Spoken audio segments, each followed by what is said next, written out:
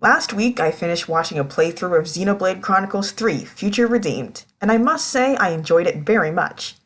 After feeling disappointed by the story of Xenoblade Chronicles 2, Torna the Golden Country, Future Connected, and the main game of Xenoblade Chronicles 3, after 6 whole years, it's nice to finally have a story from this franchise that's just good. Like, it's not my favorite thing ever, but it's fine, and it was told well. It didn't make me feel like there were pieces missing, or like we wasted time with unimportant plot points. We followed Matthew's story from a solid beginning to a solid end. And what surprised me the most about this DLC in particular was that it actually succeeded in doing everything the main game failed to do. All of a sudden, we do have time for the characters to talk to each other like human beings with unique personalities, instead of trading unfocused monologues. We can examine the difficulty of being raised in a hyper-militarized society and suddenly being told everything you know is wrong, and that you need to figure out how to live your own life. We can also examine the conflict between wanting to reach out to save people from themselves and wanting to secure your own safety and peace of mind. We can make the nostalgia bait characters actual participants in the plot. We can give the main protagonist a real reason to go on their adventure outside of, "some guy told me it might be a good idea." Dialogue between enemies can be meaningful, flashbacks can be engaging, boss fights can have narrative weight and suspense. And it just makes me think, where was all this in the main game? Why couldn't the writers have put this level of care into Noah's story, which was 7 times longer and supposedly much more important? All throughout XC3, it felt like every character in the story was just reading the script to figure out what to do next. And now I find out that apparently they could have told a decent story this whole time and just chose not to. It almost makes me mad. Almost. Anyway, let's talk about 2 of the best characters in this game, Matthew and Niall. These 2 are the brother and sister at the center of the plot, which I'm not going to spoil. This video is a spoiler-free zone. If you want to know what happens with them, there's a link to the first video of the playthrough I watched down in the description. Most of this video is just going to cover their lovely character designs. That's right, this time around I'm going to color some good old-fashioned fan art and mostly give out compliments to the existing designs. We'll start with Matthew, the main protagonist, whose design is frankly adorable. First of all, I love the midriff. You don't see that too often on male character designs. Between that and the bright red-orange color, your eyes are constantly drawn to his upper body, where his fists are when he fights. Really, this whole design has fantastic color placement, with well-balanced pops of bright color on top of a dark base. Muted support colors are also sprinkled throughout, like the deep red patches on his jacket and the pale gray decorations on his jacket and jeans. These help to fill in the gaps between the brighter colors, lending extra interest to the design without making it look noisy. Overall, it feels like a simple outfit that only has 3 colors, black, white, and red-orange. But the longer you look at it, the more details you find. And it all works together to bring out his eyes, the only spots of bright blue in the entire design. Which makes sense because they highlight his ancestry, a key aspect of this game's storytelling. Speaking of his eyes, let's take a look at just his head. I really love his ponytail. The way it's modeled is super stylish with clear texture and volume. And I didn't notice this right away, but it only contains the top half of his hair since the bottom half is shaved off. Again, it's something that looks simple at first glance, but has details for you to find if you look closer. Then there's his earrings, which I also find incredibly cute. I've always thought double ring earrings add a spicy edge to a character design, and the red color here emphasizes that, while serving as an additional representation of his character color in this area of his body. When you can't see his red ponytail holder, you can still see his earrings, and when you can't see his earrings, like from a profile view, you can usually see the ponytail holder. Very balanced and very smart. I could go on about this design for days. Character design is a very intricate process, and a good design usually has a million different things that help make it work. For instance, there's even the physics of Matt's design, how there's tons of moving elements on his upper body, but a mostly static base, which contrasts how, when he fights, his legs are constantly in motion and his upper body stays mostly static until he decides to throw a punch. The more you think, the more you find. But I'm gonna leave off by pointing out a significant difference between the illustrated versions of his design and the in-game model. In illustrations, his shirt is much more orange than red-orange.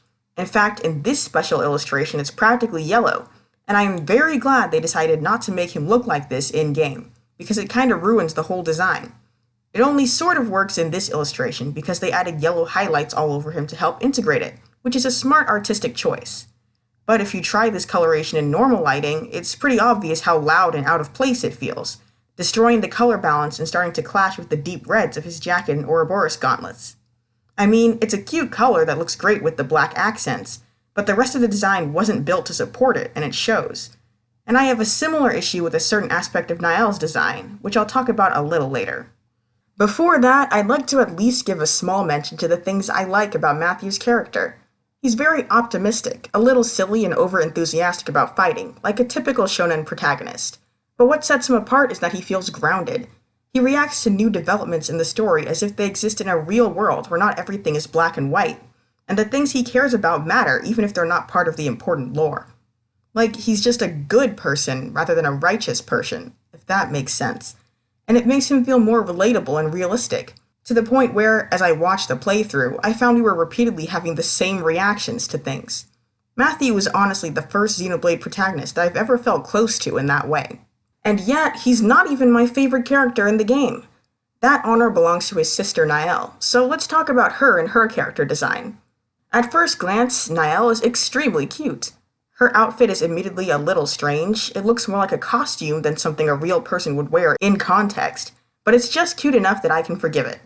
I especially like the evenly distributed bright green accents. That's a surprisingly uncommon color in character design, particularly when it comes to actual fabric rather than light-up elements. There are some things I don't like about this design, though. For instance, the fact that her head is just empty, creating a stark divide between the black elements of her lower body and the white elements of her upper body. A decision like this can make a design look more casual and realistic. Unfortunately, the rest of her design is so clearly effortful and unrealistic that as a result, she just looks unfinished. The second thing I don't like is the big beige jacket. It's not a bad choice, but I wouldn't exactly call it a good one either. It feels more like an element that haunts the design than one that actually belongs with it. Like, either it was an early idea that just kind of got stuck there while the rest of the design evolved separately, or it was a last-minute idea to try to save a design that didn't look quite right when it was finished. And my money's on the latter. There are a lot of cutscenes where Niall doesn't wear her jacket, and her design immediately looks a lot more balanced and cohesive. But it also makes her look very vulnerable and exposed, and it doesn't really reflect her personality anymore. I could definitely see myself designing something like this, liking it too much to get rid of it, and deciding to compromise by introducing one big final element to force it to look correct. Hence, the jacket. There are some good things about it. It gives her a recognizable silhouette, the details and textures on it look great, and the way the popped collar helps continue the color scheme from her base outfit is a very stylish and smart decision. It's just that all the beige surrounding it feels so out of place and isolated, it basically waters down the design. And the beige they use on her in-game model feels even more out of place. This is the similar issue I brought up before, concerning the differences between the official art and the 3D models. But unlike Matthew, who looks better in-game, Niall looks worse, with the metallic warm gray of her jacket replaced with a dull potato sack brown. Her silver hair and green accents are made slightly warmer colors to help integrate it, but it's just nowhere near enough to make this look good. My eyeballs refuse to process this as a unified outfit. All I can see is Niall's normal clothes with a strange jacket that no one asked for slapped on top. So naturally, I had to see if I could do something to fix this issue. My first thought was to just change the jacket to a different color, as you can see with this edit here. Deep green looks more like it belongs with the rest of the outfit than brown does. But all in all, this is only a slight improvement. I can do better than this. Which brings me to my second edit, my definitive Niall redesign, which I referenced for my fan art. This time I decided to keep the warm gray color of the jacket from the official art, and just add more accents to help integrate it. The dark patches and borders help weigh down the jacket and make it match with the rest of the outfit. I also shortened the sleeves and lengthened her gloves, which mirrors her skin-tight boots and helps draw your eyes to her hands. Finally, I added a few black and green accessories to her head, to bring the main color scheme into that area and unify it with the rest of the design. Love it or hate it, but overall I think this looks a lot more finished than the canon version. Now, before I end this video, I'd like to give a mention to the things I like about Niall's character, which is pretty hard to do without spoilers. But basically, like Matthew, I like that she feels realistic.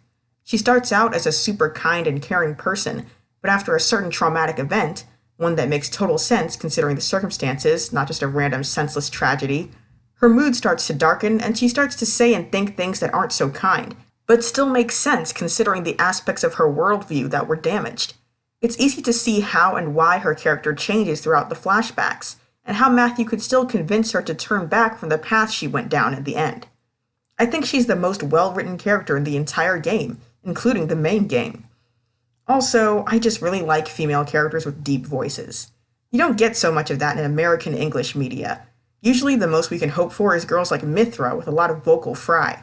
Rarely do you get to listen to a girl whose voice is truly deep and full-bodied, like Laura or Niall, and I just find it mesmerizing. It's an easy way to push a character I like into a character I love, and in this instance, it worked like a charm. Anyway, thank you so much for watching, like, subscribe, whatever, and check out my Coffee Page gallery to see the finished pictures in these videos. Till next time!